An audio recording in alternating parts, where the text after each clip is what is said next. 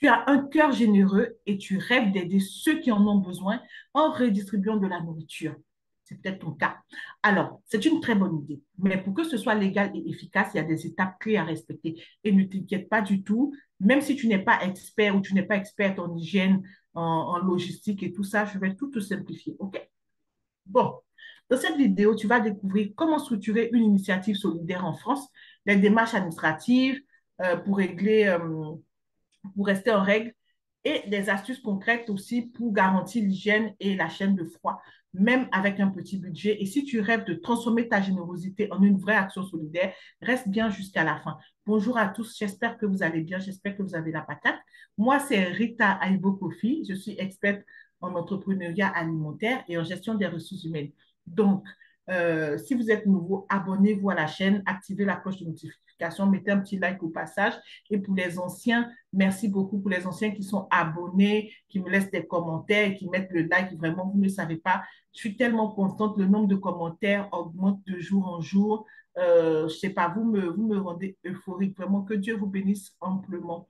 Voilà. Donc, on est parti. Pour tous ceux qui rêvent de redistribuer de la nourriture en toute légalité, voilà un guide pratique qui va vous aider. Voilà. Donc, tu peux être un particulier qui a juste envie d'aider. Souvent, il y a des personnes qui sont très passionnées, qui ont envie de se lancer dans leur business de nourriture, mais pour des raisons X, Y, elles ne peuvent pas, mais qui peuvent bien faire quelque chose d'associatif pour aider autrui. OK? C'est le moment. Il y a aussi des églises, puisque en France, la plupart des églises sont en mode association, je dis dans les papiers. Vous pouvez aussi faire cette action envers les personnes pour leur donner un peu de bien, pour leur faire, voilà, pour les aider dans certaines choses. OK, donc c'est parti. On va aller sur les bases. La première chose, c'est les bases. Tu dois créer ton association et déclarer ton activité. C'est-à-dire que souvent, quand je vous parle de lancer son business alimentaire, je vous parle d'une déclaration à faire au niveau de la douane. Alors, il y a cette déclaration-là à faire. Donc, tu dois créer ton association et du coup, informer la direction départementale de la protection des populations de ton endroit où tu vis. Maintenant, si c'est une démarche, si tu n'aimes pas faire les démarches, tu n'aimes pas la paperasse et tout ça, moi j'ai une équipe, on peut faire ça pour toi. On peut te gérer cette partie-là tranquillement pour ne pas que tu te casses la tête. Voilà. Donc, pense à cette étape comme le socle de ton impact parce que quand tu es bien structuré, tu gagnes en crédibilité auprès des donateurs et auprès des partenaires. La deuxième chose à faire, c'est de respecter les normes d'hygiène et de sécurité alimentaire.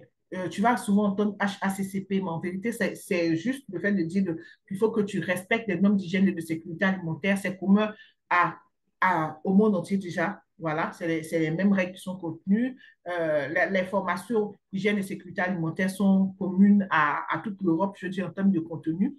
Voilà. Donc, tu peux décider de faire ta formation chez auprès d'autres organismes de formation, comme dans nous, notre organisme de formation, ça pose aucun souci. Voilà. Donc, pourquoi est-ce que c'est important de faire cette formation, en tout cas d'avoir cette notion-là? Il faut savoir qu'un bon repas, ça peut nourrir une âme, mais mal géré, ça peut aussi causer des soucis dans le corps des gens. Donc, c'est pour ça que l'hygiène alimentaire est indispensable. Pas qu'on dise que tu es sale, mais il y a des petites choses qu'on fait, mais on ne sait pas. Tu sais, par exemple, quand tu reçois un poulet, imaginons de ton partenaire, un supermarché ou autre, soit qui t'a envoyé ou que tu es allé chercher, tu le laisses à l'air libre comme ça. Il faut savoir que chaque 4 heures, les bactéries se multiplient. Tu vois, c'est pas ce que tu veux pour tes gens. Donc, quand ils auront ce poulet-là, il ne sera pas aussi frais. Voilà. Et puis, à un moment, la nourriture devient impropre à la consommation humaine. Voilà. Donc, c'est pour ça qu'il faut faire attention. OK. Donc, les bases du HACCP, si on peut dire ça comme ça, on va aller sur 3 principes. Un, le stockage. Garde les locaux propres et secs et sépare surtout les produits frais, les produits secs et les produits surgelés. Ça fait déjà 3. OK, 3 types de produits. Ensuite, en termes de manipulation, lave-toi les mains régulièrement et utilise des gants pour manipuler les aliments.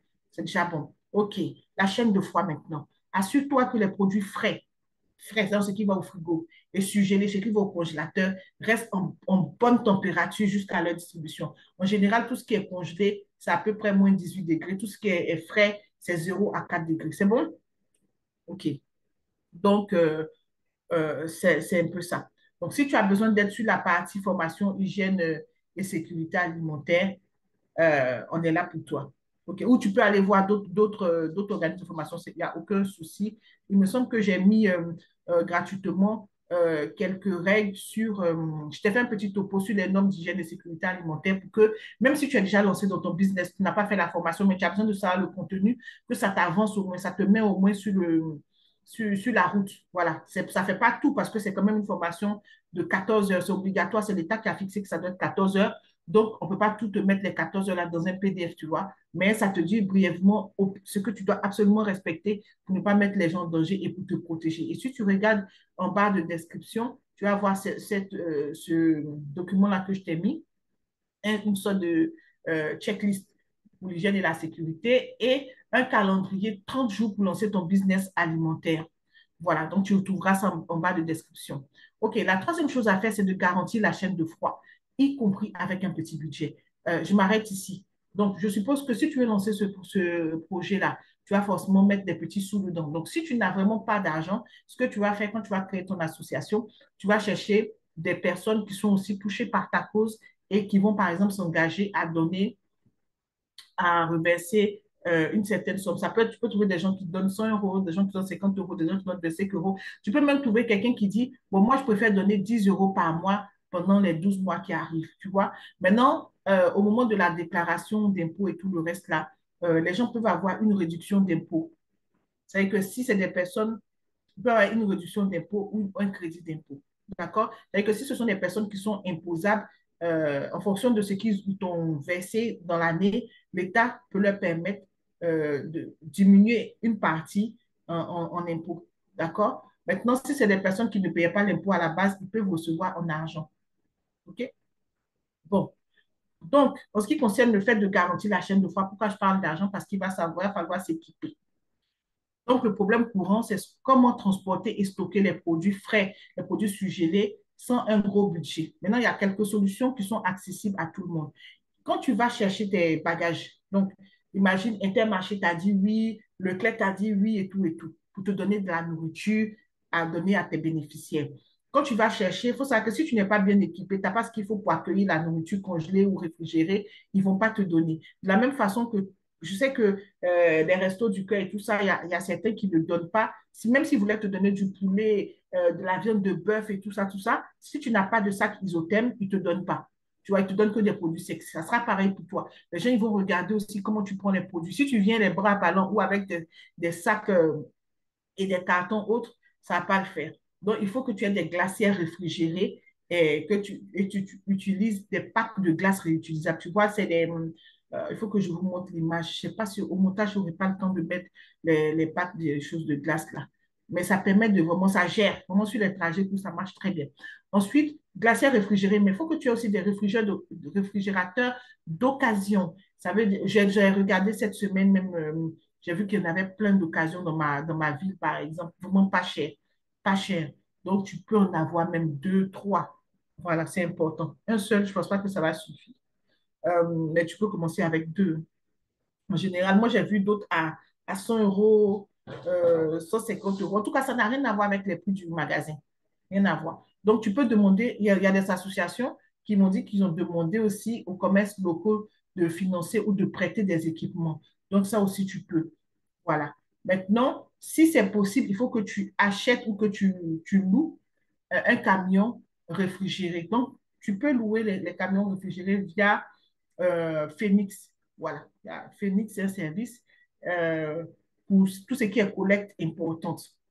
Maintenant, tu sais, ici dans la diaspora, il faut que la débrouillardise soit ton credo. Parce que la débrouillardise fait toute la différence. Donc, collabore avec d'autres pour mutualiser tes ressources. Quand tu viens en immigration, il n'y a pas papa, il n'y a pas maman. Donc, pour tout problème, tu dois réfléchir bien pour retomber sur tes pattes correctement.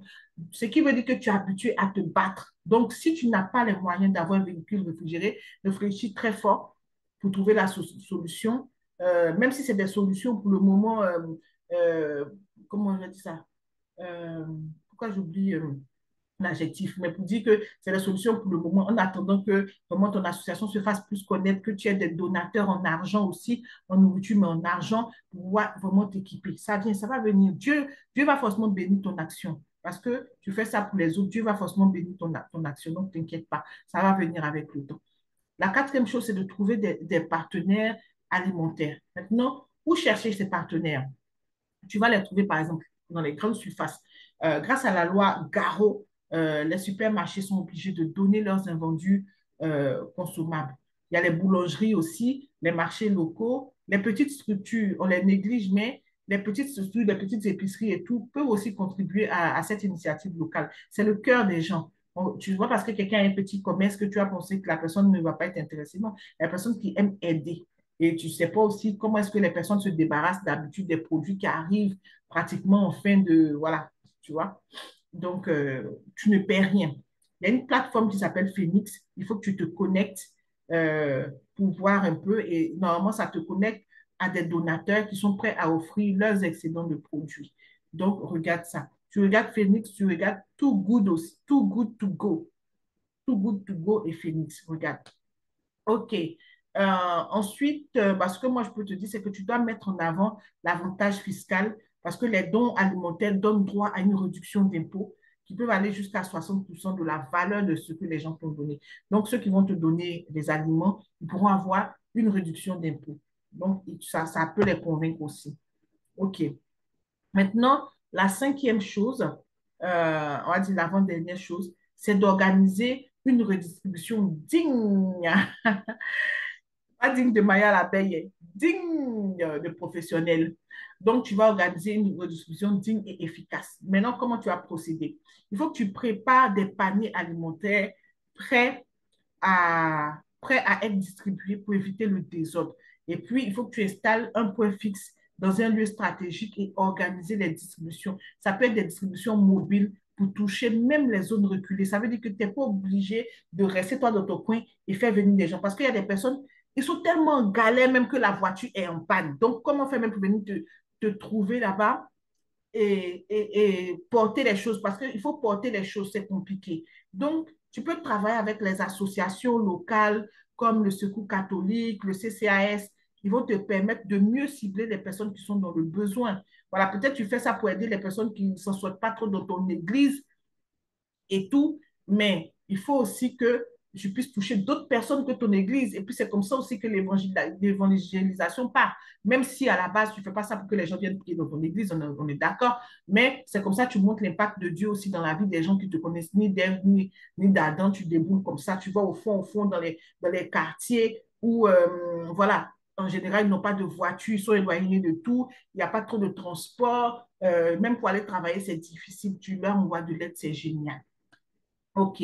Maintenant, une chose que je voulais dire, mais que je n'ai pas préparé ici dans mon petit topo là, c'est que pour faire ce genre d'association, il faut que dans la répartition et comment tu trouves tes gens, il faut que tu aies des règles précises. Alors, il faut que tes règles là soient connues de tous. Et c'est pour que tu ne profites pas de cela pour donner à manger à tes amis, aux gens que tu aimes bien leur tête et tout ça. Il faut qu'il y ait des critères. Si tu dis que non, il faut gagner moins de 1000 € par mois, il faut être comme ça, ou les familles monoparentales, il faut être à tel niveau, tel niveau, tel niveau. En gros, en fait, il faut des règles, sinon c'est trop l'amusement. Vous savez que moi, je te contacte, tu me donnes, je t'envoie mon frère, tu lui donnes, je t'envoie ceci, tu lui donnes. Voilà, donc il faut vraiment pouvoir, et ça montre le sérieux aussi, OK? Voilà, ça, je n'avais pas marqué. Euh, D'accord. Donc, voilà, c'est un peu ça. Donc, tu peux avoir des points mobiles. Donc, toi, te déplacer pour te rapprocher aussi des personnes pour qu'ils sachent où prendre. Voilà. Ou aussi, tu peux laisser des personnes venir prendre chez toi. C'est comme tu veux.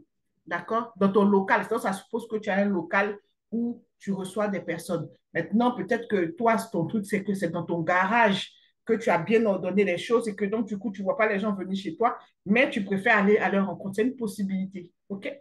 Maintenant, la dernière chose, le coût estimé et les aides disponibles. Bon, on va aller sur un budget minimum. Tu fais la formation HACCP, on va dire à peu près 300 €. L'achat de réfrigérateur d'occasion.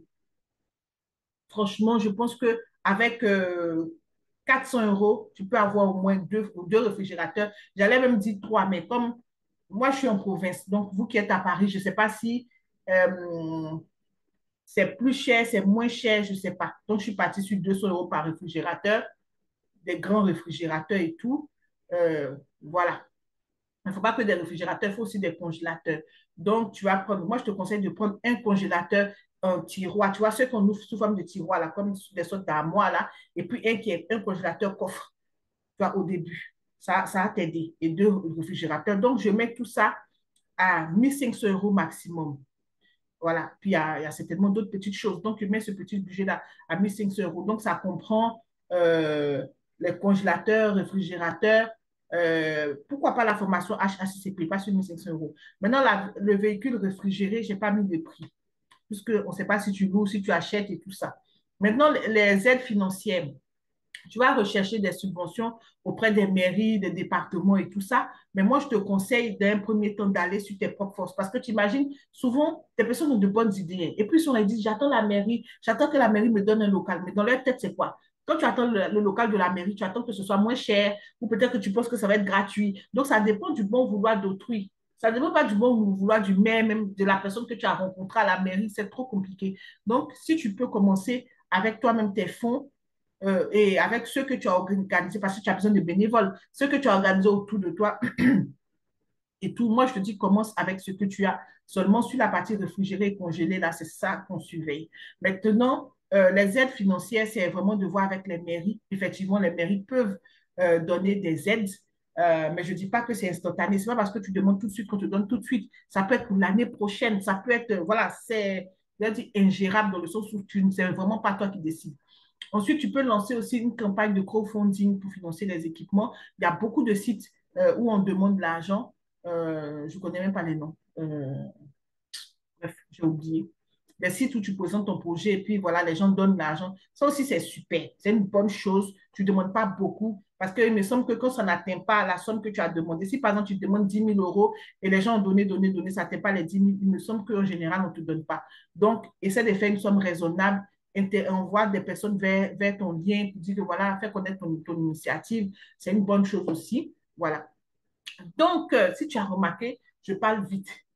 Parce que pour une fois, je ne veux pas dépasser 15 minutes, mais j'ai peur. Je ne sais pas si j'ai dépassé 15 minutes ou je n'ai pas dépassé. Je ne sais pas si j'ai reçu mon pari. En résumé, aider les autres en redistribuant des invendus alimentaires, c'est un geste très noble.